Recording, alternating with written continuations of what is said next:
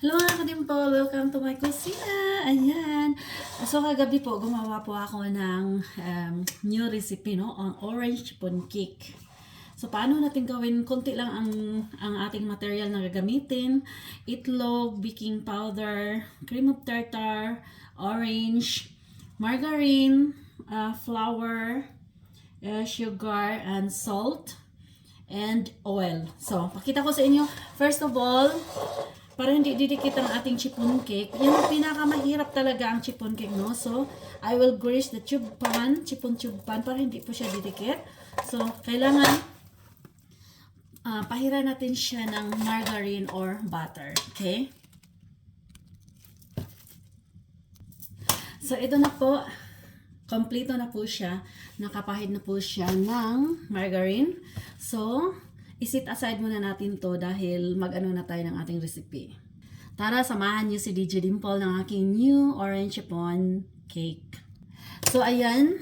Gagawa na ay, mag-ano na po ako, i-separate ko yung egg whites sa egg yolk. So, kailangan malinis yung inyong mga kamay kahit nakagwantes kayo, walang oil, walang margarine, walang water. Para hindi pumapalpak ang inyong chiffon cake dahil ano talaga, complicated talaga ang chiffon cake gagawin. So, I will show you.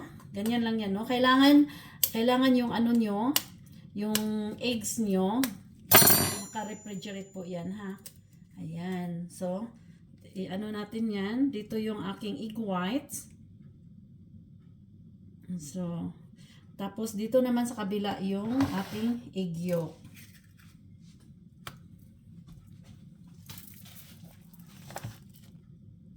So, here we go mga ka-dimple. Ayan na po, nandito na po ang ating egg white. Kailangan naka-separate po siya. Tapos, ito naman ang ating egg yolk. So, habang tayong magbabati, ito turn on natin yung oven ng 180 degrees Celsius. Tara, samahan niyo ako. An up and down heat lang po.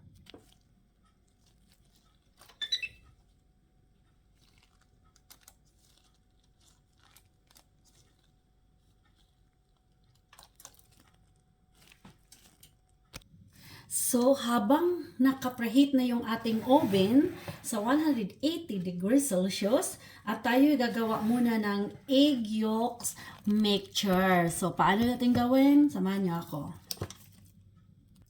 So, gawin na natin ang egg yolk mixture. Kailangan, i-beat niyo po until mag-light yellow.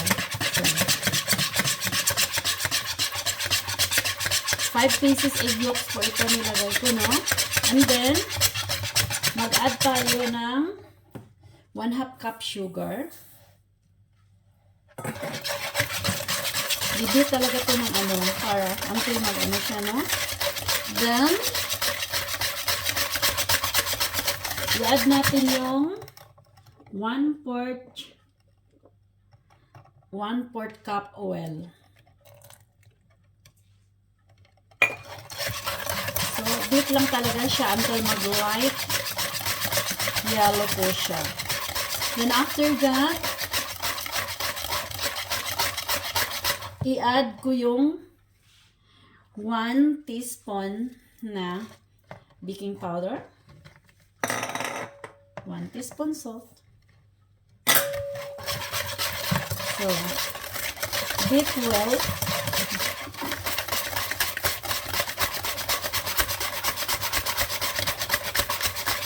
Para hindi po siya magbuhol-buhol. Then, i-add na natin ang ating orange flavor, ha? So,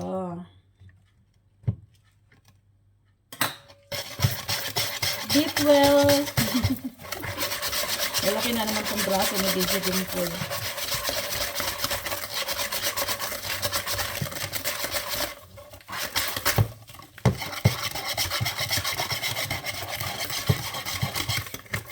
So, kailangan talaga malinis ang ating kamay. Ayan. So, after that, nag-mix na po ako ng aking flour. At ang flour natin, kailangan sifted talaga siya. No? Ang ginawa ko, dito ko na lang siya nilagay. Kasi sifted naman ito. So, ganyan ang ginawa ko. Add gradually.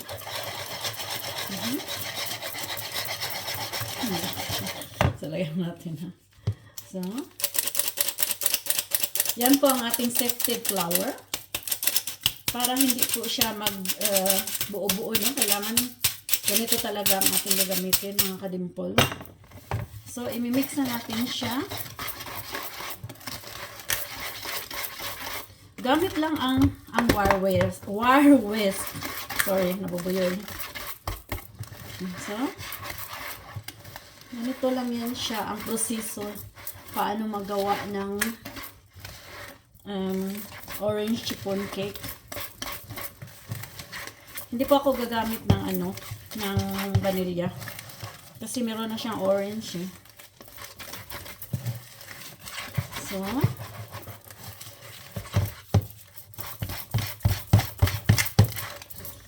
after this one, isit aside muna natin siya dahil gagawa po tayo ng egg white mixture. So ito na po yung ating egg white mixture na yung ating kanina na 5 pieces na eggs na large. Wait, kukunin ko muna yung electric mixer or electric beater. So, ito na mga kadimpol, pula po ang aking electric beater, electric machine, no? Yung electric mixer ba, sorry. Dapat violet siya, no? Yan babagay sa akin. So, ilalagay ko na yung aking cream of tartar dito sa ating egg white mixture. So, ibibit ko po siya until fluffy. So, hindi, dahan-dahan lang ang pag-bake, no? So, nasa first top, okay? Huwag masyadong malakas. So, pag nakita nyo ay medyo naman nag-i-increase siya ng volume, pwede na natin ilagay ng second. Beat until fluffy lang. Okay, kita nyo.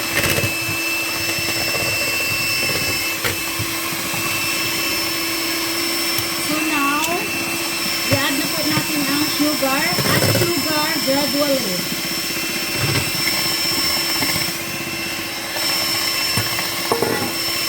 So now, pwede na natin siya i-high.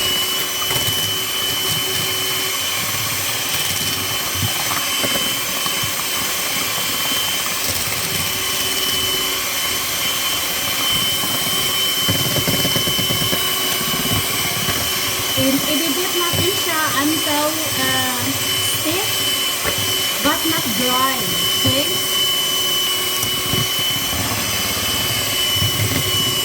Malapit na po siya. So, tapos na po siya. So, ito na po ang ating egg white mixture. So, ito po yung ating egg white mixture. Fluffy but not dry. And ito yung ating egg yolk mixture. So, ang gagawin natin dito, so I will show you. I will use my spatula para madali po, no? So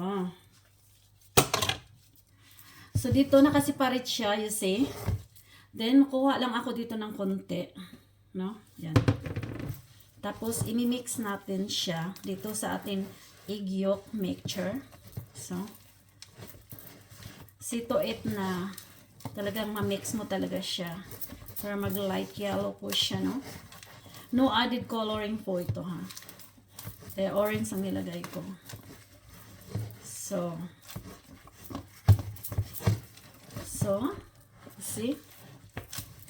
After that, ilalagay natin dito pa konti-konti lang ang paglagay kasi ang chiffon cake talaga, mga kadimpol, very sensitive talaga. So naalala ko lang yung nag-aral ako ng bakery, ito yung aking final exam. Then nakatikto ako dahil bumagsak yung una kong chiffon cake, orange chiffon din yan. Bumagsak siya dahil yung itlog ko kasi yung yellow yung puti, egg white, nahaluan ko ng egg yolk, hindi ko na malayan. So, ang aking recipe na pang-exam is orange chiffon cake, naging plain cake. Naging plain cake siya. So, hindi ako pumasa. So, nag-tikto ako, no, another chiffon cake. So, pangalawa ko ay pumasa na po ako. Kasi, mahirap talaga ang chiffon cake gagawin. So, ito, gumawa ako ng recipe ko na orange chiffon cake. Dahil tapos na po ako gumawa ng aking obi chiffon. So, sa mga gusto dyan, i-share ko to siya sa sa aking Facebook. So, mag-like and comments and i-share nyo yung aking video para bibigyan ko kayo ng aking gawang recipe. Okay? So, ito na po siya.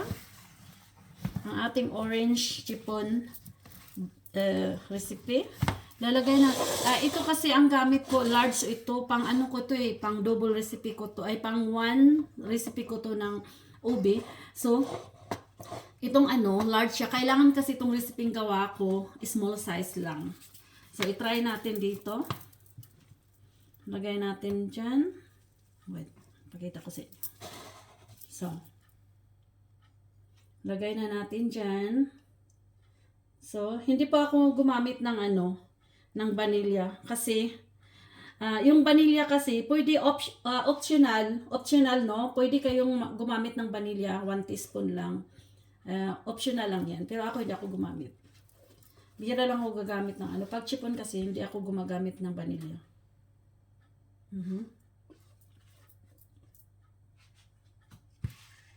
Ayan.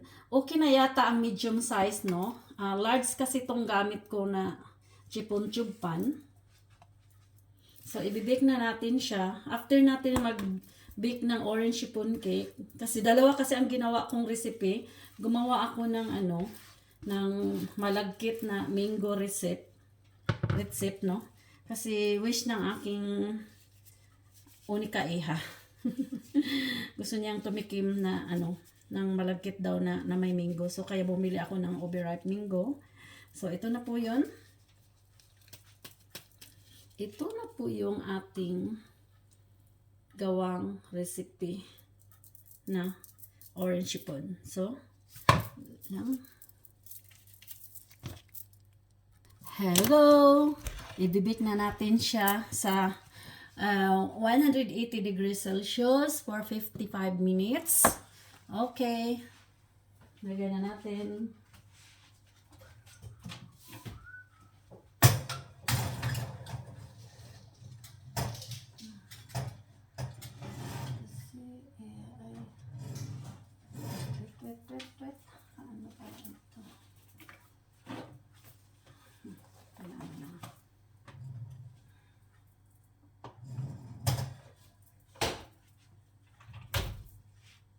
So, set natin siya ng 55 minutes.